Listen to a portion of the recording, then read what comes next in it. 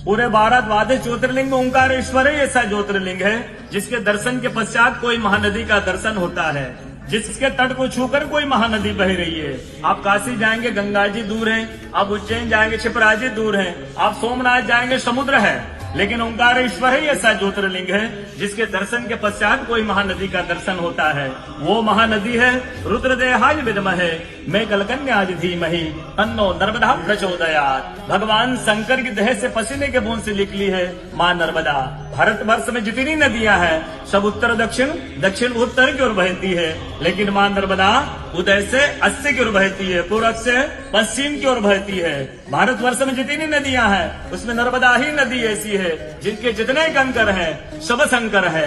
नर्मदा पुराण में ये भी कहा गया है कि नर्मदा जल के स्पर्श होने से जो शिवलिंग निकलता है उसको डायरेक्ट ले जाके पूजा कीजिए, उनको प्रतिष्ठा की आवश्यकता नहीं है।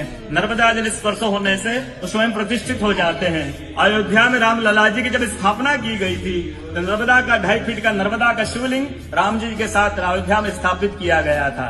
और कहा गया है कि रेवा तटे तबम कुर्यात् मोक्षदायिनी गंगा। कलयुग में आपको तब करना है, नर्मदा किनारे जाइए, और मोक्ष करना है तो गंगा किनारे जाइए। रेवा तटे तबम कुर्यात् मोक्षदायिनी गंगा।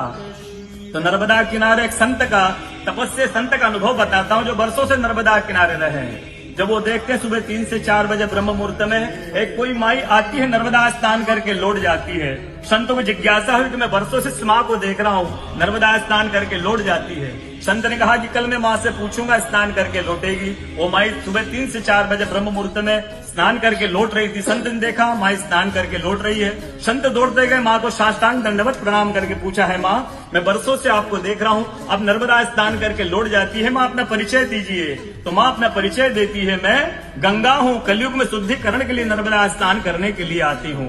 बोलो गंगा मैया की जय, नर्मदा मैया की जय, ओंकारेश्वर भगवान की जय, आज के कथा के आनंद की जय, भक्त और भगवान की जय।